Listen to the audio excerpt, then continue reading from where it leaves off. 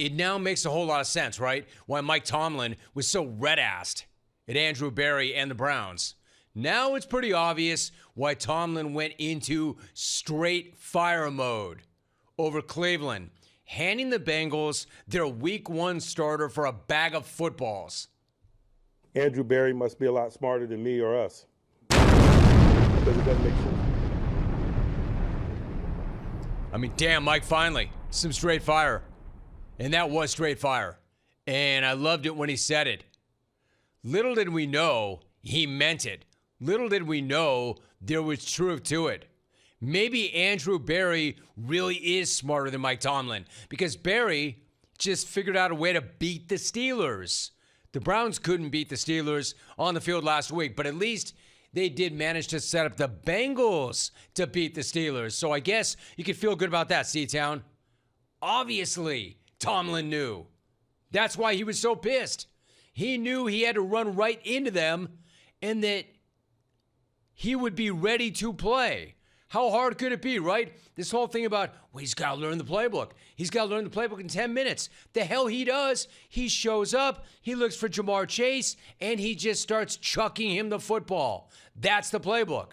Meantime, Cincinnati fan knew how good they had it. They were chanting, "Thank you, Cleveland. Thank you, Cleveland," after the game. Happy crowd of Bengals fans. 33-31 victory over the Steelers, and if you can't hear it, the shout is saying, "Thank you, Cleveland." Oh, no, we can hear it. It's so awesome.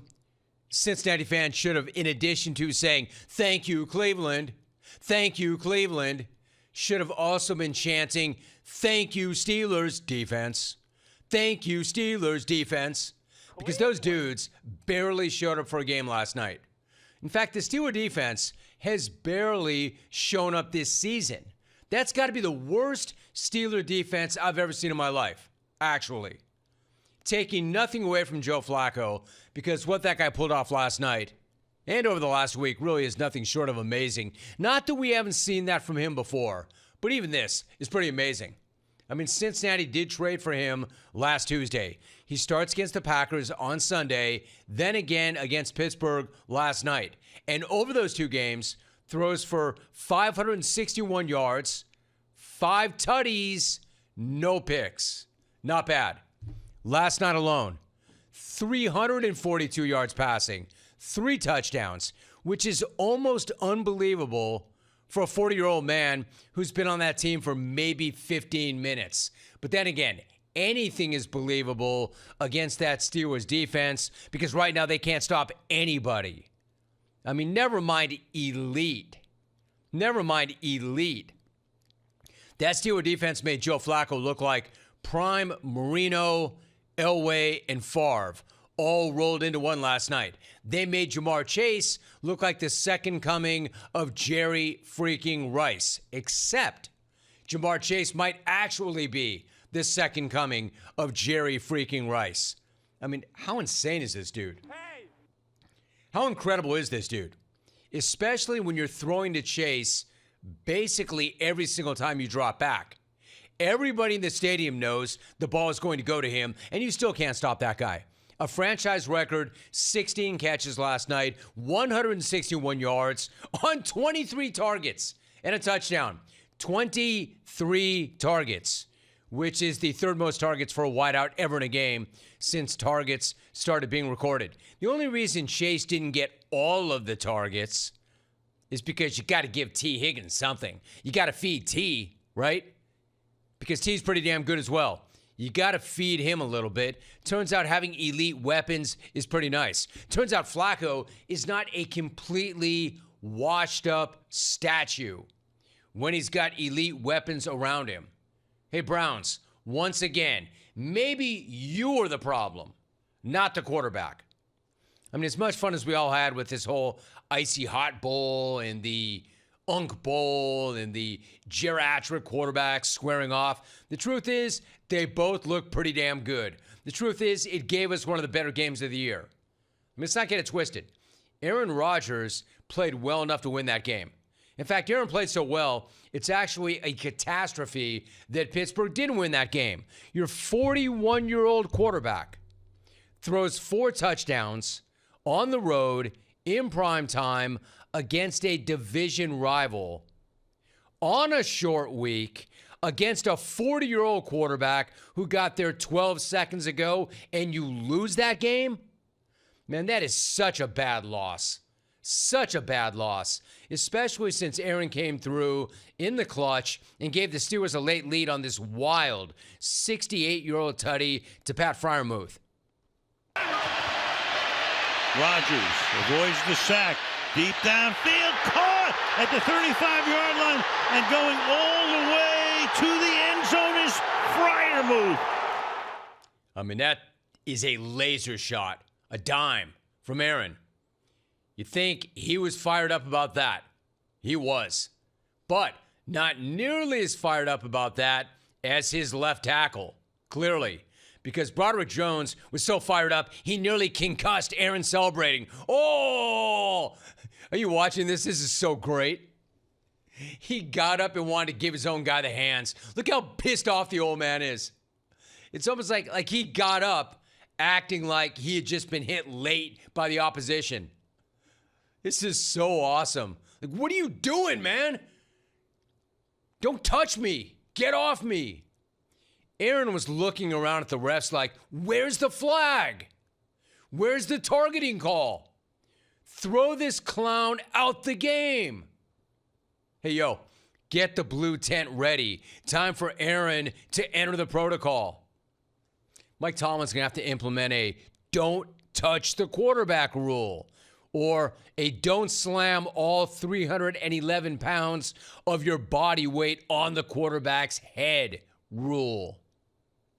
Broderick Jones has got to be the first ever guy to celebrate a touchdown with one of his own by going all Greg, double G, well, actually triple G, Greg Williams on the QB. The first ever affect the head celebration. Early, affect the head. Affect the head of your own quarterback. And hit the head. Look how pissed Aaron is. This makes me funny. Like he literally pushed him. Affect the head. Affect the head. They had to separate him from his own guy. His own guy was so hyped, man. He just wanted to hug on him. He rode him into the ground. Can you imagine if he actually had gotten hurt? Bad enough they lost that game. What if his own guy injured the quarterback? The 41-year-old quarterback who just threw it for 4 tutties. Anyway, pretty funny to have such an epic moment immediately turn into Aaron flipping out on his own left tackle. You know, the guy who watches his blind side. That play put the Steelers up by 1. But you knew the way Flacco was going, they left too much time on the clock. But what that also meant was that vaunted Steeler defense, because even though they go one and done every single year, the one thing you could count on year after year after year was the vaunted Steeler defense. And by the way, right now, the most expensive defense in the NFL. Get one stop. Never mind that the old man's been going up and down the field on you all night long. Get one freaking stop. Is it too much to ask? Yes. One stop against Geriatric Joe. You win the game. You get the hell out of there. Is it too much to ask? Yeah, apparently way too much to ask, because the Steeler defense could not get off the field. Didn't come close to getting that one stop. In fact, Cincinnati could have scored on only 4 plays. That's all it took. 4 plays, 34 seconds for them to go straight down the field. They flew right down the field so fast on that Steeler defense that T. Higgins was like, wait, too fast, too easy, too much time left. I'm just going to slide down on the 5 so we can milk the clock. Get out of here with a dub. Check it. Flacco down the sideline, caught, and sliding to a stop at the 6 is Higgins. You know what I hate? I hate whenever a guy does that now. The talking heads immediately break out into, oh, he split the atom. What a genius decision. Such a heady play. Oh. Let me tell you about these allegedly heady plays. Go ask Fantasy Guy what they think about that allegedly heady play. Generally, and I don't care last night because I already lost my bet. I'm not going to lie. Full transparency, I hit the Steelers -4.5. I don't really care at that point. At that point, all right, if we're being real, if we're going to be really real, once I lost that bet, I kind of want them to lose that game. It's just the bettor's mentality. My point is, whenever one of those guys does one of those really heady plays where they get down or they slide, it's not heady. It's not brilliant. It's not a genius move. It's not done to force the opposition to start burning their timeouts. All it is a way for us to lose our bets. Am I right? People who lost their bets. Not last night, but generally. Anyway, fine. It was the right play. Fine. The Bengals couldn't stop the Steelers either. That would have given Aaron the ball back with 1:40 left. A couple of timeouts. Fine. You did the right thing. So they end up winning it with a chip shot field goal. Bottom line, yeah, I'm bitter about that. I've been burned by that so many times. Bottom line, what that was a great win for Cincinnati. What that was a terrible loss for the Steelers. What that was more bad optics for the Browns. The Browns lose even when they don't play. The Browns always lose. The Browns wake up losers. So where does that leave all of us now in the AFC North? Like, the Steelers were on the verge of taking complete control of the North. But they fumbled that chance away while showing the world once again how bad their defense is. Like, James Kelly, he can't wait to come on the air and let me know how horrible Terrell Austin is with Pittsburgh. And I'm like, dude, it's so personal, head. I mean, it's so clear to me how personal it is. But he's already in the back of my head like, now what do you have to say? Told you. He's worse than Dennis Allen. Like, we have jungle Tourette's and I've got big head Tourette's. Anyway, he's not wrong. That Steelers defense is garbage. It's terrible. Credit, though, to the old man Flacco for torching that terrible defense when he barely even knew the playbook. He even admitted after the game there were a bunch of plays where he didn't even understand the play call as it was coming in. This is what you lost to, Pittsburgh. Listen. Can you walk us through the play where somehow you did a little zone read, pulled it, and ran for 10 in the first down? So listen, there was a handful of plays today that I was like, what is he saying? We have these formations that end in F, and I was not getting it. That one, I read off my wristband. It was correct. This dude, I mean, it's so funny. It's so funny. Like, he doesn't even know the terminology. But then again, what do you really need to know? What do you really need to know? This is why I'm not going to give him all his credit about how he goes in there and he learns his whole playbook because he's seen every kind of defense. He's run every kind of offense. Oh, wait. Okay, so I get under center. I look around. Where is Chase? All right, he's over there. Got it. He's trying to turn his headphones off. He's trying to turn his helmet off. Like, what does he need to hear coming in? Where is Chase? He's done this long enough. Option number 1, the big fella. Oh, he's not there. Option number 2, T. Where is he? Get the ball out. Get it out quickly. They're not pressuring me. It's not that hard. I mean, the dude was out there just winging it. Zach Taylor's trying to dial things up. And Joe's in the huddle like, yeah, I don't really know what the play is. I don't really know. You just get open. Hey, Jamar, just do what you do. Jamar, you know the ball's coming to you. Everybody knows the ball's coming to you. They know the ball's coming to you. On 3, break. Anyway, Joe did actually say that option read, that amazing option read was actually the correct call from the sideline, which is pretty astonishing. This is the play he's talking about. Check out Geriatric Joe keeping it and running for a first down and taking matters into his own hands. Taking off. Look at this. Gain of 13. I mean, look where they were on the field, too, when he did that. The funniest part is Alex Highsmith selling all the way out on the run because, of course, Joe is not going to keep it himself. Then his expression when he finally realizes, damn, the old man has the ball. And he's turning upfield. What? This is funny. Look at him. His what? Wait, what? The truth is, the old man didn't look so old. In fact, neither did Aaron. threw a 70-yard Hail Mary. Aaron's Hail Mary was the longest pass attempt in the NFL in at least 8 years. So if anything looked geriatric last night, it was the defenses, not the quarterbacks. I just really hope that Flacco's boys, his kids, were allowed to stay up late and watch that game. Here comes the Hail Mary. If you're watching on the stream, like, dude, he uncorked that. I mean, that's like 70 yards in the air. So I hope that Flacco's kids were allowed to stay up and watch that game last night. There was some sappy clip from the postgame presser where Joe was talking about what lesson he hopes that his kids learned from the last 2 weeks. And his answer was like such BS. They don't want to drop an LT hammer right on it. I know exactly what Joe hopes that his kids learned from the last couple of weeks. That his old man is not washed. That his old man is not a scrub. That his old man is not some crappy backup. That his old man doesn't stink. You know, all those things that his kids said about him before the year. Remember?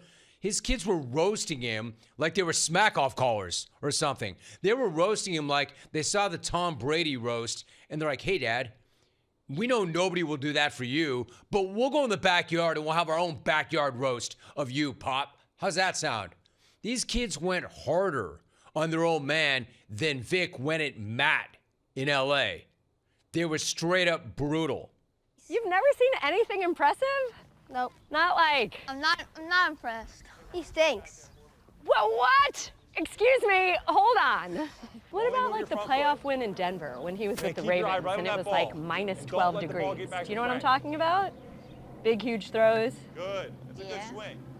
Why is it not impressive? Just because he's your dad? Instead of holding the bat like this, because he's a backup. Go ahead. What would your dad have to do to not stink? Win another Super Bowl. She says, why is it not impressive? Because he's your dad? And then you could hear the kid quietly say, yeah, and he's a backup. He stinks. He's a backup. What would he have to do to impress you? He stinks. That one he got out loud. He stinks. What would he have to do to get you or to impress you? Win another Super Bowl. I hope Joe went home last night, put box scores under their pillows. I hope he woke him up this morning screaming, yo, scrubs, scoreboard, look up at it. Y'all impressed yet? Who stinks now, you little punk asses? I'm not impressed. He stinks. Oh, you're not impressed. Did you see what he just did? Not impressed. Icy Hot Bowl, I love it. Good stuff. Unless you're a Steeler fan. And now what? Hey, did I really, really defend Mike Tomlin that hard? Hey, Steeler fan, you were right. You were right. I mean, I was right when I said it. But notice you don't hear me defending him now. All you hear me saying about Tomlin now is, oh yeah, now I know. Now I know why he was so butthurt and red-assed, because he knew. Andrew Berry must be a lot smarter than me or us. Right. He knew he couldn't beat them straight up, but Cincinnati could beat him for him and then beat your ass since they don't matter anyway. You see the chess that's going on here, Mike? I know you do, Mike. That's why you were so mad. You understood because you knew the schedule. Great. We have to deal with a motivated Joe Flacco who has weapons, who will take advantage of them against our crap defense. That's what Tomlin was saying. Now we get it.